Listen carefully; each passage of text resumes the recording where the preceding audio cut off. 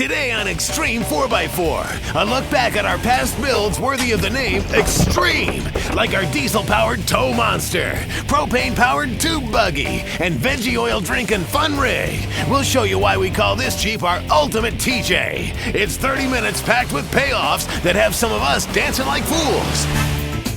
If you can call that dancing.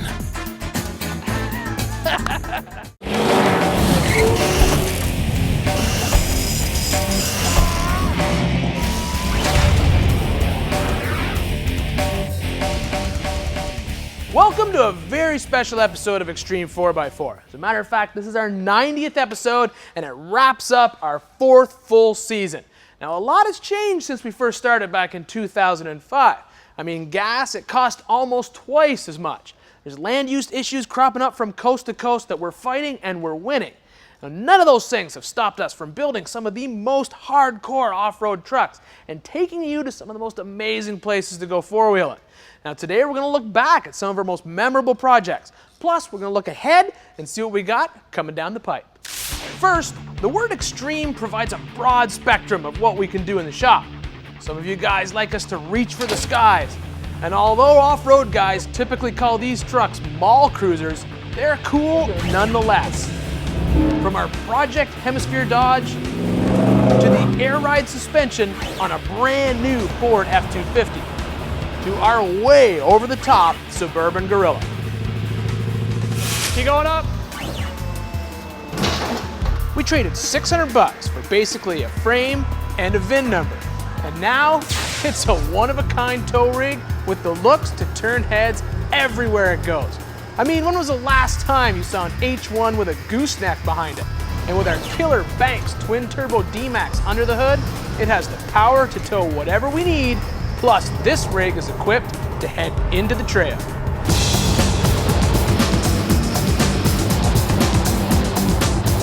Now, Gale Banks is known as the no black smoke guy. But the issue we have here is space really limits the size of our intercoolers. So we don't have that ideal fuel to air ratio. But at the same time, it's kind of cool to have all that black smoke coming out the back, isn't it?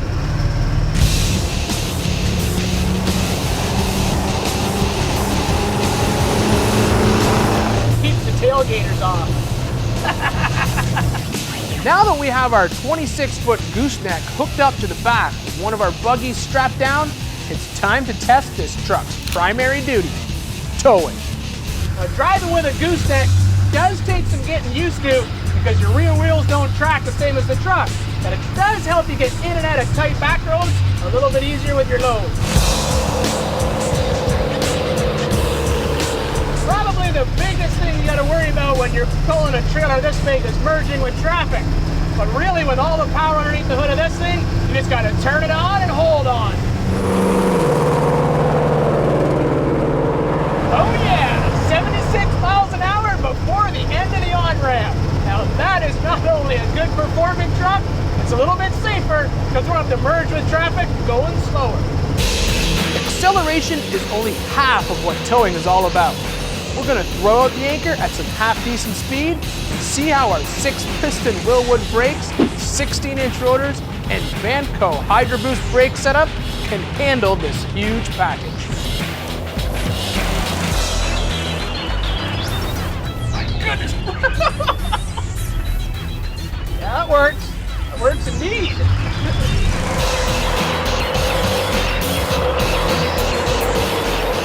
Pretty much the only thing we have to work on right now is the shifting in the transmission. It's a little too firm. Now that's better than a sloppy shift where the clutches are actually burning up. But at the same time, you don't want it shifting so hard you think you're going to break the drive shaft in half. Now really the only way to do that is we're going to have to slowly calibrate this transmission computer. Just get used to this motor and this drivetrain. All it takes is time. We've proven this rig has the power to pull, and our twin-turbo Duramax had no trouble getting our 18,000-pound package to the top of this hill. But that's only half the story. Going to save the Spider. The dual 203-205 transfer case combo was the ideal ticket for this truck, with gearing options of medium-low 2-to-1 And ultra low 4-to-1, you can put that 1,300 pound-feet of torque to work on the trails.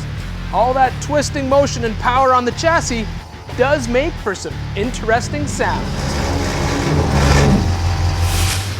Each part of this drivetrain was planned to eliminate weak links. 38-inch tall tires for added ground clearance. Full gear cast iron transfer cases for increased strength. 35 spline chrome moly superior axle shafts and aux joints to prevent axle breakage. Plus the power from the twin turbo Duramax, all in an effort to build a tow rig that can handle any trail you can throw at it, as long as it's wide enough to fit the width of the truck. 8 foot 6 inches. Now this is why we put 2 winches on this truck, one on the back and one on the front, because I can't turn around.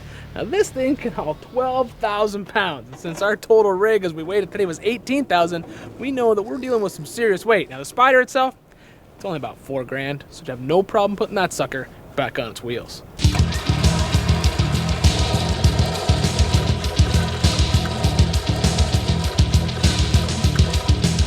We'll winch it up, get the high lift out, hold the pressure on it with the high lift, take the winch off, and then we should be able to back it out or lower it down or something.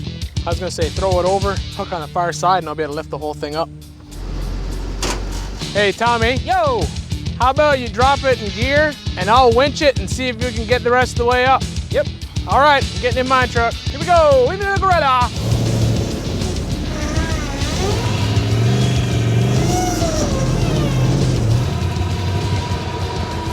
Recovered.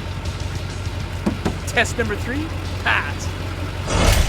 Man, that was an awesome package. How many hours did y'all have tied up in that Gorilla? If you count the truck and the trailer, we had just over 700 hours in the whole thing. Now, it took us 22 months to build, which is pretty cool. But at the same time, we built 10 other trucks on the show. So we got a pile of work done in a short amount of time. Coming up, we take stock trucks and make them beefier.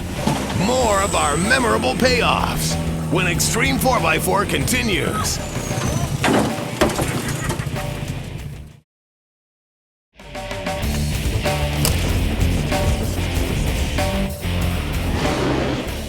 Back on Xtreme 4x4, taking a look back at some of our most memorable projects. Just like you guys with kids out there, it's not fair to pick a favorite. I'm sure you have one, but you don't let the other kids know which one it is. Now for you Toyota guys out there, our FJ Cruiser was one of your most favorite builds.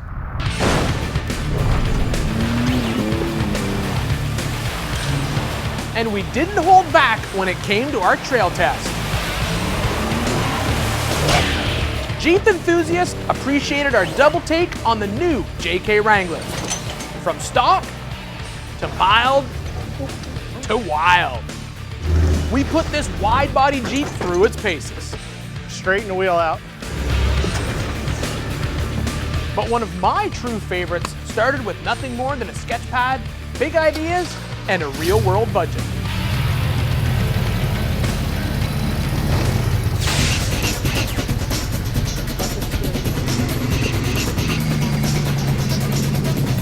Right away, you notice that the size of the buggy really pays off. Didn't even hit the tree. Small body and full width axles. You can squeeze it in and out of anywhere you want to go. The propane injection pays off when the vehicle is off camber. There's no spittering or sputtering like a carburetor, and no fuel sloshing out of the cell.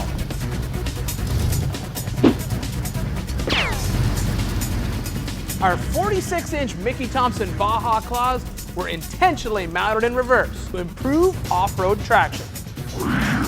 Having a 4-link front and rear allows articulation of our buggy independently.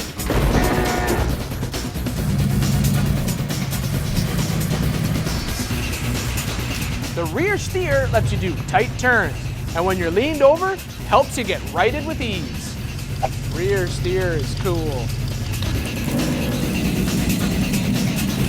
You want to know why else this show is called Xtreme? Check out our camera guide. So you're dying to know what we spent. If it was $3,789, we'd be in jail for theft. $8,973 is closer, Not even 9,837. The grand total for our custom tube, propane injecting, rear steer rig, just under 8 grand.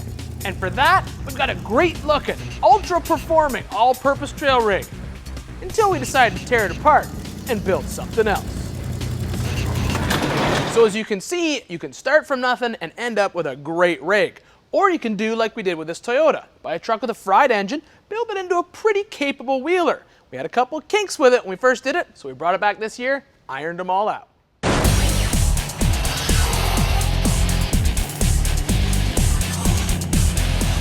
Now we've built plenty of hardcore trail rigs, but this one was a challenge from the start. A steep drive shaft angle up front created a weak link at the yoke. After some broken parts, a trail fix, and more broken parts, something had to be done. So we moved the transfer case back with the addition of a secondary reduction box.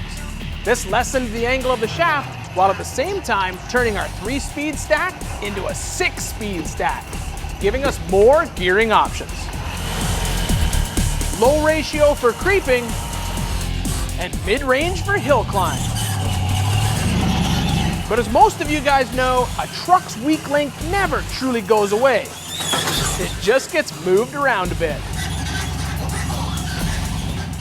Hey, what's next on this mini truck, man? Well, we're gonna bring it back in the shop because the axles are right on the edge, especially with the 350 under the hood. So we'll throw some 1-tons underneath it, some bigger tires, maybe some cage. We call it liquid gold. The vegetable oil you use to make French fries is the same fuel that powers our Samurai. We'll go vegetarian after the break.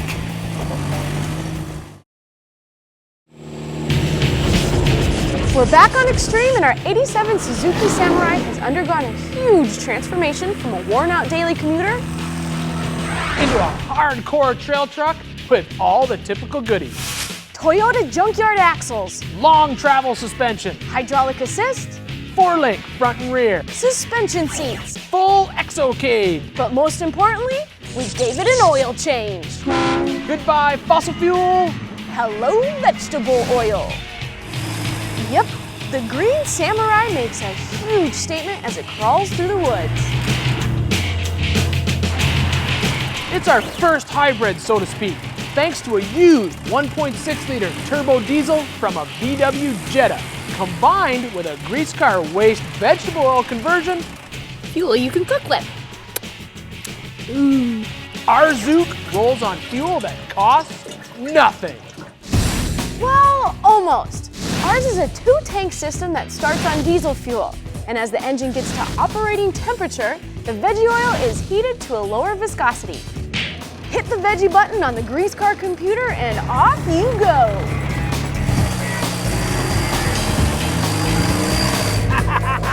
This thing works awesome. With diesel at over 3 1/4 a gallon, the immediate impact is on your wallet, with long-term effects at the tailpipe. 50% reduction in carbon dioxide emissions, 26% less carbon monoxide, nearly 0 nitrous oxide emissions, and 50% less sulfur dioxide, the stuff that causes smog and acid rain.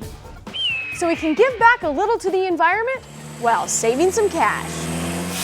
Now, as you guys can tell, we shot that a long time ago because diesel is nowhere near $3.10 a gallon, even though we wish it was. But for those of you guys really feeling it at the pump, don't worry. We got a couple things lined up for you next year, and one of them is hydrogen. Up next, remember the phrase, "Hey, I could have had a V8." Well, you can in a 50-state legal Hemi TJ. We'll relive its throaty payoff when Xtreme 4x4 continues.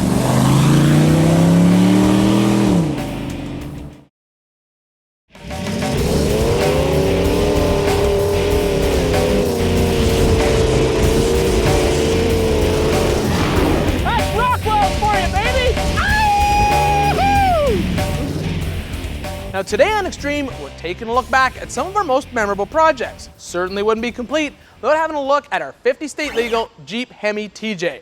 Now it was a pile of work building this truck, but well worth it when we ended up with a great daily driver and weekend wheeler.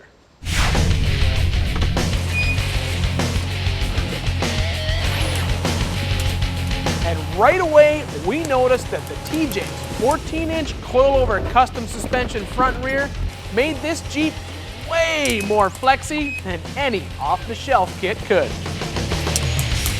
Go. Yeah, it was a lot of extra work, but once in some serious rocks, all that hardcore fab makes this Jeep really shine.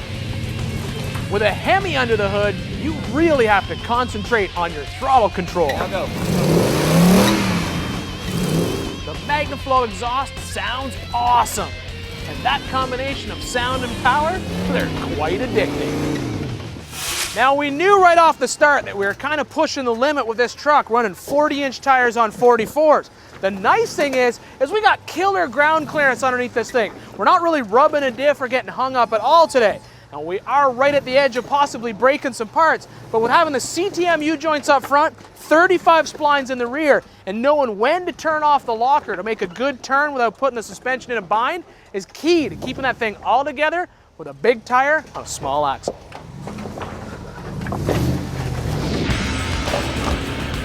With daylight becoming scarce, we motored down to a remote part of the property where 10 years ago, this sand quarry was jammed with earth movers and dump trucks. Tell me about this rock. This is stupid rock. It's just loose rock. It's like dumped here. It's like we're in Iraq.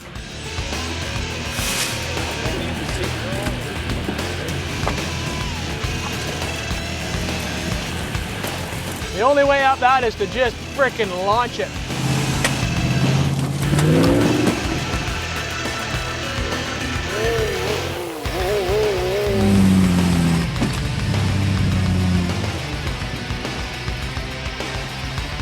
Night wheeling is a blast.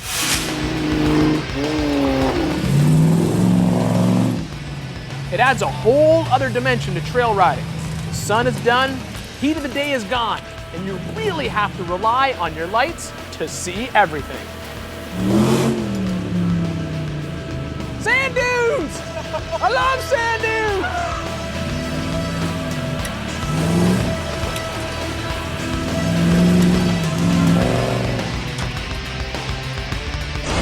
Now, a lot of you guys send us emails asking us how much time we have in each one of our projects. What do you say, Chris? How much have we got wrapped up in the TJ? I say probably about 120 hours. That's a fair estimate.